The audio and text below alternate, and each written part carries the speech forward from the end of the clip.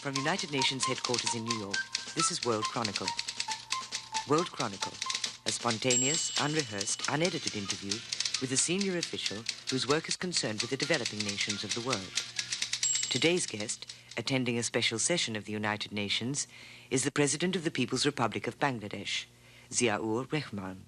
I hope that the food aid by other countries will not be affected as a result of this. This is the time where we need support because we are trying to pick up and stand on our feet, and this is the time that our friendly countries got to come forward and give us a helping hand. In a moment, additional views, opinions and answers to reporters' questions from today's guest on World Chronicle, which is presented by United Nations Radio and Television in cooperation with the UN's Division for Economic and Social Information. Here now is the programme host, news correspondent of the British Broadcasting Corporation, Brian E. Saxton. Hello and welcome back to another edition of World Chronicle. And here at United Nations headquarters in New York today to interview our guest are three news correspondents. Brennan Jones, correspondent for Interpress Service, the Third World News Agency, Peggy Wilkins of the international staff of the Wall Street Journal, and Prem Shankar Yar, editor, Financial Express, New Delhi. Our guest today, Ziaur Rahman, the President of Bangladesh, was born in 1936. He became a professional soldier at the age of 17 when he joined the army of Pakistan. In 1971, General Ziaur Rahman led the uprising against Pakistan, which resulted in the independence of East Pakistan and the establishment of the People's Republic of Bangladesh. Following the change of government in 1975, Ziaur Rahman was appointed deputy and later became chief martial law administrator of Bangladesh. In 1978, Bangladesh held its first ever presidential election, and Ziaur Rahman was elected to office by defeating his nearest rival by some 11 million votes. President Ziaur, we're delighted to have you on this edition of World Chronicle, and here with our first question for you is Mr. Yar of the Financial Express in New Delhi. Mr. President, the question I have to ask you today concerns your statement this morning to the General Assembly, where, if you'll pardon me using the phrase, you dropped a small bombshell as far as the Group of 77 were concerned. In fact, someone listening to you said that it's rather like the chap who told the king that he had no clothes on. I'm referring, of course, to your suggestion that the OPEC countries should cut the price of oil to the developing countries by 50%. Now, from what I've been seeing, a number of people have this very much on their minds, but the Group of 77 were rather hoping, to keep this within the ECDC, the Economic Cooperation for Developing Countries, and not to air it here. Now, what were your reasons for doing this, and how have you been received? Well, that's for you to judge how I have been received as far as this is concerned. But countries like ours, the least developed countries, are really badly affected as a result of the general inflation all over the world and the rise in oil price. On the one hand, we are paying far too much price for oil, and on the other hand, we are having to get from the developed countries finished products at higher and higher price. So on the one hand, we are having to pay a much higher bill for oil, and on the other hand, we are having to pay much higher bill for imported products. This has put us off very badly. So we have to find out ways and means by which we can balance up this maladjustment. And it is with this objective that I suggested that the OPEC countries should think of supplying oil at that price level to the least developed countries. Well, the point is, I think they had rather hoped, if I'm not mistaken, that they would avoid the separation or the isolation of the oil issue or the oil price issue from the other issues of how to recycle in the international liquidity, changes in the representation of various countries on the board of governors of IMF and World Bank, and other issues which are structural in nature. Now, your statement seems to have gone against this trend inside the Group of 77. Would you agree with me on that? I don't think so. These are all interconnected. The price of oil has direct bearing on all other issues related to economy, and especially to the developing and least developed countries. So I think this is right. Peggy. Thank you. Yes. I'd like to ask you about the commodity agreements. Does Bangladesh stand to gain from those? And what do you think of the prospects for coming to some commodity agreements out of the UN session? Would you just clearly say what you would like to know? Okay, the agreements that would stabilize prices of commodities, and I assume that you would benefit through jute, for your jute and for your tea, perhaps other commodities. Can you comment on what the United Nations is about to do in terms of stabilizing commodity prices and how Bangladesh could benefit? Yeah, thank you very much. This is again very important for us, this commodity price agreement, because we find that for our raw products, countries like us are mainly exporting raw material. And for this, unfortunately, we are getting lesser price or not attractive price. So this has decreased our exports in real value.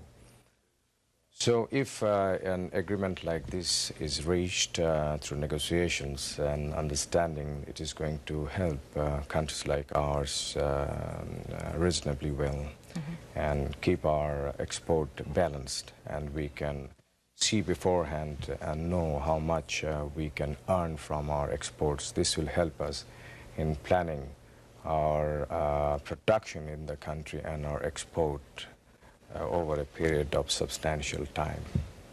And specifically, your exports that would benefit would be jute, tea? Yes, jute, tea, leather. Leather, yeah. Yeah. What do you think the prospects are for an agreement that will benefit the countries? Well, as I said this morning, it's not an easy thing. But we got to keep moving with the negotiations and find out new formulas which could be acceptable to all the parties, and especially formulas which will, in real time, benefit countries like ours. Here, I would like to say one thing, and that is that some of the countries like ours have a lot of untapped resources, unexplored resources, unutilized resources, natural resources. For our country, we can say, such as the gas, natural gas, good prospect for oil, limestone, coal, which have remained unexplored or fully developed. So, this way we would be able to foresee our exports and plan our economy. Mr. President, I'd like to get back to the question about the bombshell that you dropped this morning. The talk in the corridors of the UN and amongst many delegates is that we might see a split here in the group of 77. Are you thinking of trying to take leadership and forming a least developed country bloc to try and move away, a coalition of some sort to deal specifically with your set of problems? And the other question I'd like to ask is, it was hinted by U.S. Ambassador McHenry what the content of your speech would be and that we should watch it closely.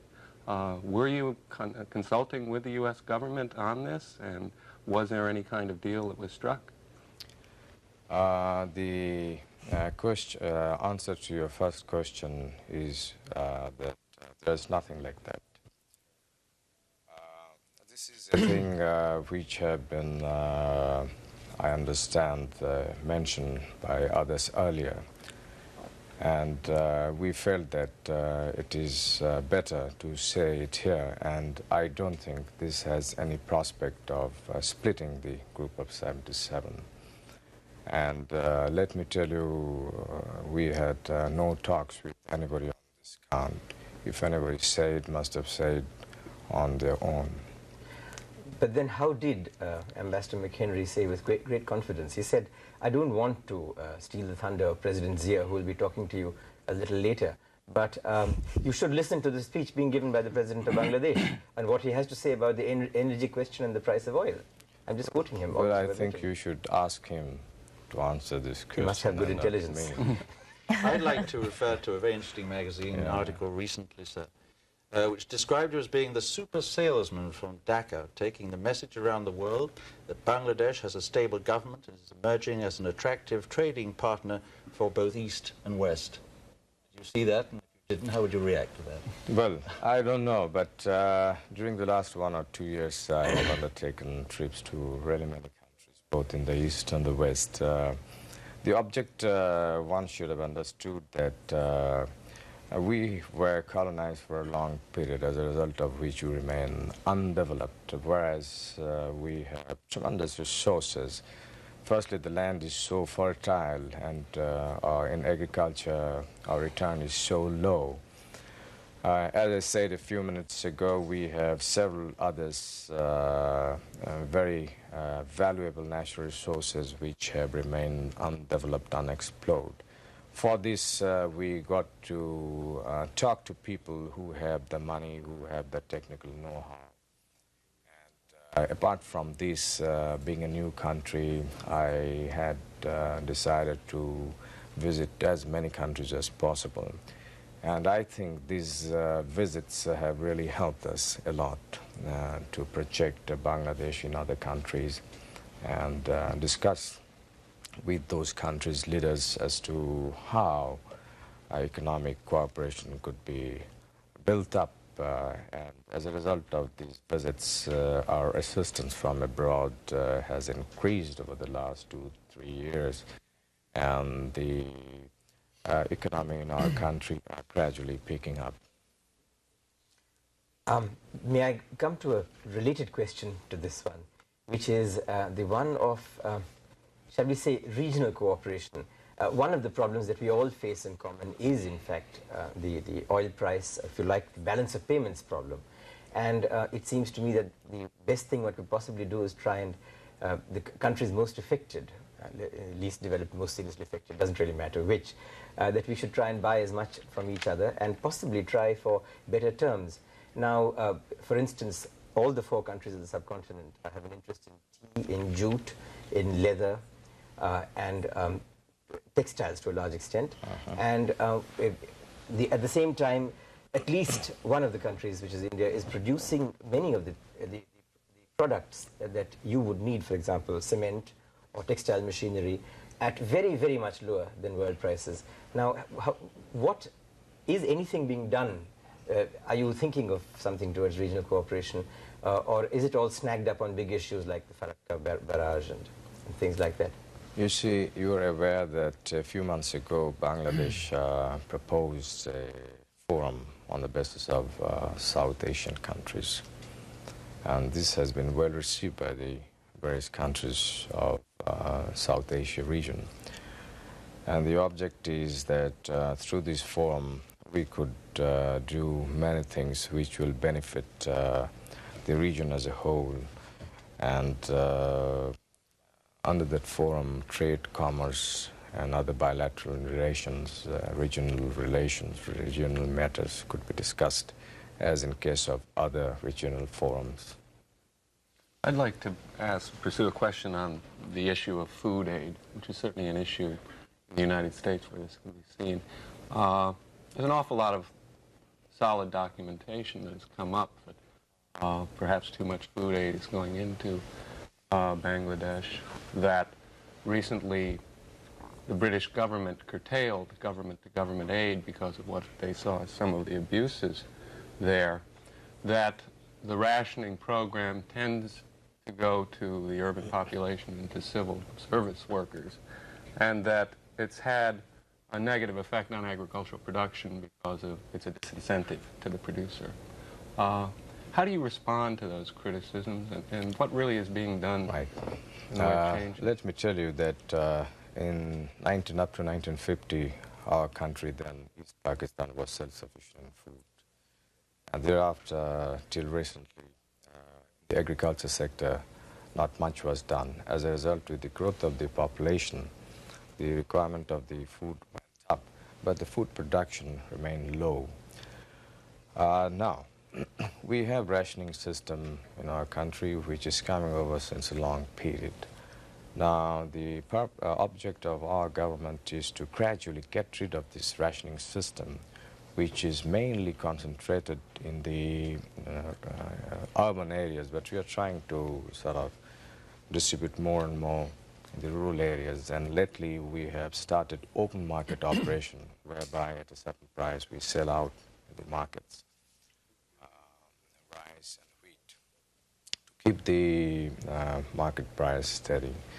At the same time, we have undertaken special measures to procure a lot of food grains, and right now we have 1.2 million roughly food stock with the government. We are giving a lot of encouragement to the farmers by price support, and in future we are going to do a lot more. The object is ourselves to become self-sufficient in food so that we don't have to get really food from abroad. It's not a good thing. But realistically, you are going to need additional food aid for the next several years. And what is the impact of the British government curtailing? I'm coming to that point. Let me tell you that we shall be self-sufficient in food earlier than anybody thinks, and we have taken certain measures on that count, and we are beginning to get the results. As far as... When do you expect food self-sufficiency? I think in the next 2-3 years' time, or maybe a little more, maybe a little less, because we have launched a sort of special program on this count, and we have got very good results, and the next 1 year will give very solid indication about it. Our objective is not to become self-sufficient alone, but we are going for doubling food production in the next 5-6 years' time from now. For this, we are mobilizing the people to take to voluntary works for re-excavating the silted up canals and rivers with a view to doing irrigation, bringing more and more land under irrigation. And in the last winter, we did massive work on this count, and through voluntary means we brought more than 600,000 acres of land under irrigation, virtually at no cost. And next winter, which is our dry season, we are going to undertake 3 times more than this work. That means we will try about 1.5 million acres to be brought additional under irrigation by unconventional method. So this is a great effort that is coming up in our country, and I hope this question will not arise very much in the near future. And do you think the British action will affect well, the U.S. food aid program? Which is certainly large? Britain has reduced the food aid as compared to before because of certain other reasons also. But I hope that the food aid by other countries will not be affected as a result of this. This is the time where we need support, because we are trying to pick up and stand on our feet, and this is the time that our friendly countries got to come forward and give us a helping hand in a big way.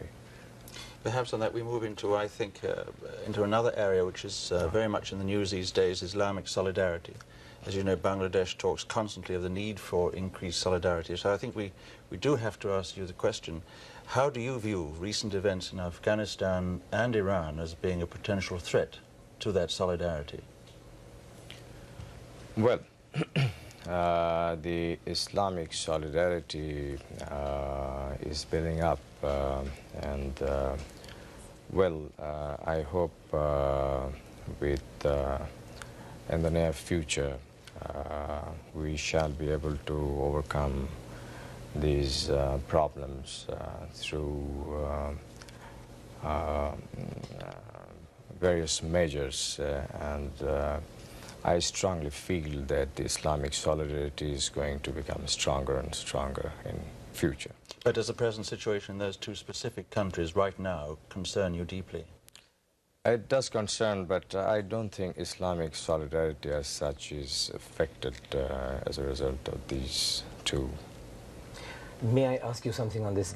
The Islamic bomb, the nuclear bomb being so-called constructed in Pakistan, how do you feel about this? I would be rather ambivalent about this. Here's a country that you fought to liberate yourself from a few years ago, and which is building a bomb, which is allegedly an Islamic bomb, and you're most certainly a part of the Islamic group of countries.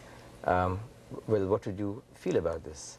Well, I know as much as you know, and I understand that they're not making any bomb. Well, I hope that's so, sir. You have better information. But this question of Islam, which you know is very high in everybody's minds these days, that Islam is in the throes of some kind of renaissance, some change. And there's been an unusually strong emphasis being placed on Islamic solidarity. We're back to this continuous phrase which keeps making the headlines. Isn't there the danger perhaps that this kind of policy might be regarded as a sort of isolationist policy?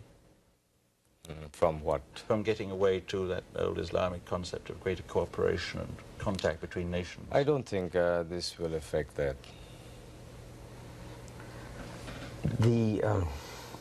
I wonder if... no, please, after... Are you on the same line? If we have in our few minutes left, I'd love to pursue this, because it is a terribly...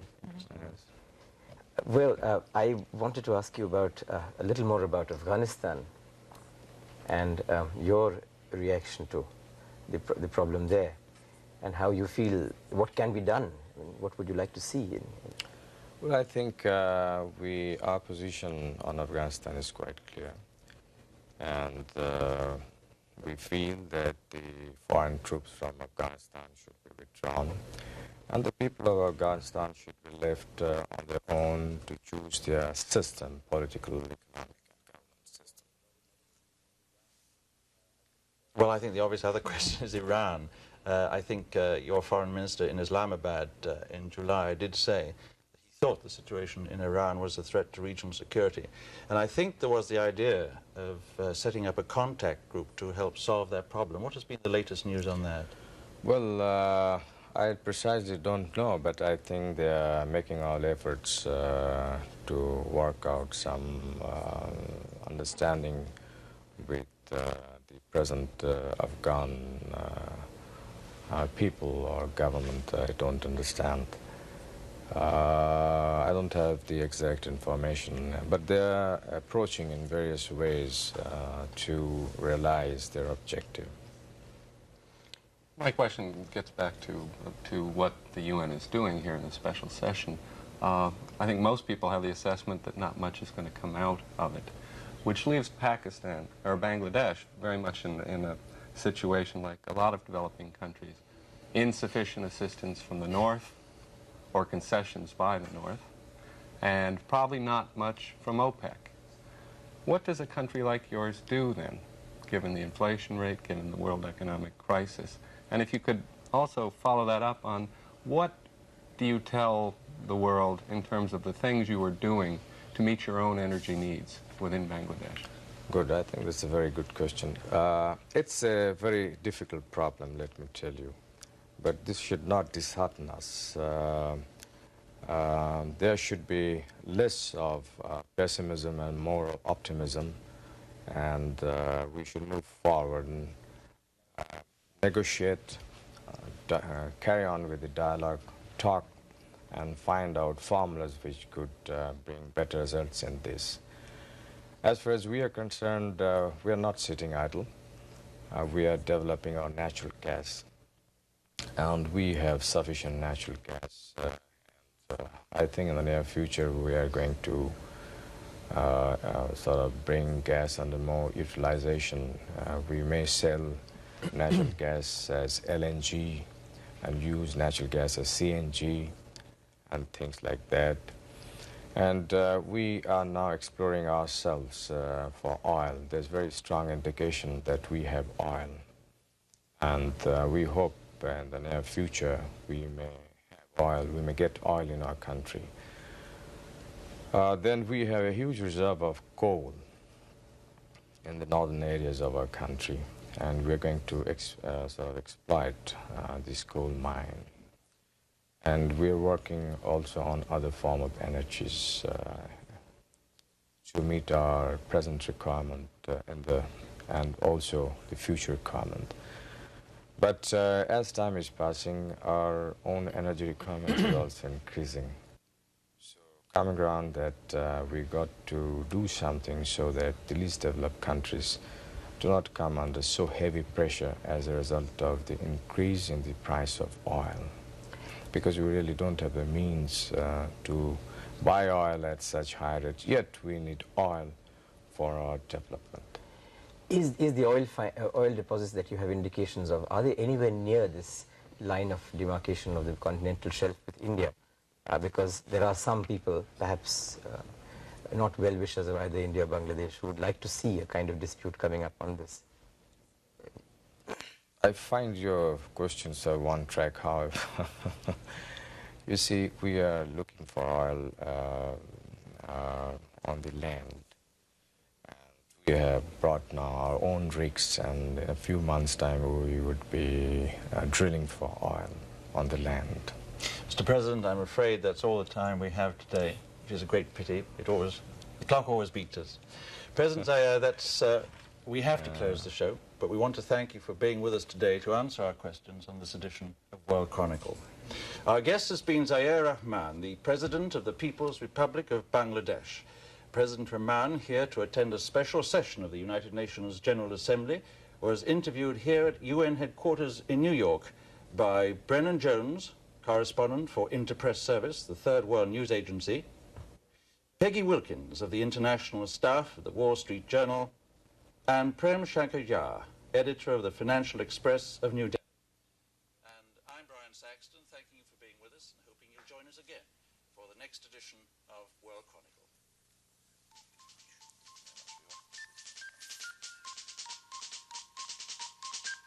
Transcripts of these interviews may be obtained without cost by sending a stamped, self-addressed envelope to World Chronicle, United Nations, New York, New York, 10017. World Chronicle is broadcast in developing and developed nations worldwide and features senior officials whose work is concerned with the developing nations of the world, in spontaneous, unrehearsed, unedited interviews conducted by reporters from press, radio, and television. World Chronicle is a public affairs presentation of this station. It is produced by United Nations Radio and Television in cooperation with the UN's Division for Economic and Social Information. This is Tina Jorgensen speaking.